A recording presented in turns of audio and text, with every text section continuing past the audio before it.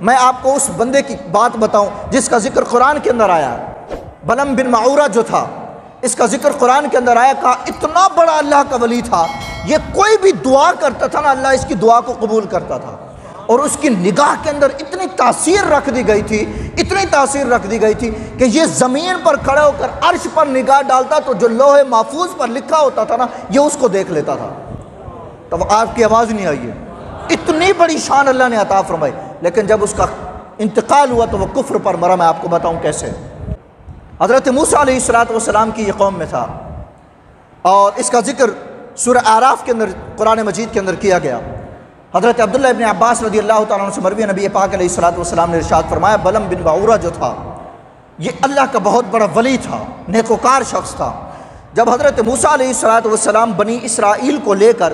اس کی قوم کی طرف بڑے جنگ کرنے کے ارادے سے، تو اس کی قوم اس کے پاس آئی اور آ کر کہا کہ حضرت موسیٰ علیہ السلام بڑے جلالی ہیں، کیونکہ آپ تو واقعی بڑے جلالی تھے، کہ وہ آ رہے ہیں اور ہم سے جنگ کریں گے، لہذا تم اپنے رب سے دعا کرو کہ یہ واپس چلے جائیں اور یہ ہماری طرف جنگ کرنے کے لیے نہ آئیں۔ تو بلم بن معورہ جو تھا اس نے کہا کہ میں ایسا کرتا ہوں، میں اپنے رب سے پوچھتا ہوں کہ مجھے ان کے بارے میں بد دعا کرنی چاہیے یا نہیں۔ اللہ تبارک و تعالیٰ کی بارگاہ میں عرض کی، اللہ نے ارشاد فرمایا، معورہ ان کے لیے دعا نہیں کرنی، تم نے ان کے لیے تم نے بد دعا نہیں کرنی ہے۔ اس نے اپنے قوم کو منع کر دیا کہ میں ان کے لیے بد دعا نہیں کر سکتا۔ چلے گئے، کچھ دن بعد واپس آئے، کچھ مال دیا، کچھ پیسے دیے، دھن دولت دی، سب کچھ دیا۔ پھر اس نے کہا کہ میں رب سے پوچھتا ہوں، تو رب سے پوچھا تو اللہ تبارک و تعالیٰ کی طرف سے کوئی جواب نہ ملا۔ تو لوگوں نے اکسایا، اصرار کیا، کہا دیکھو اگر رب کو منظور نہ ہوتا تو تمہیں جواب دے دیتا کچھ نہ کچھ، لیکن تمہیں جواب نہیں ملا، لہذا تم بد دعا کر دو۔ پھر یہ اپنی گدھی کے اوپر سوار ہو کر، حدیث کے الفاظ ہیں، اپنی گدھی کے اوپر سوار ہو کر پہاڑ کی طرف جانے لگا تاکہ میں حضرت موسیٰ علیہ السلام کے خلاف بد دعا کروں، لیکن جب یہ جانے لگا تو اس کی گدھی بار بار گرا دیتی تھی۔ اس کا مطلب کیا تھا کہ تم مت جا بد دعا کرنے کے لیے،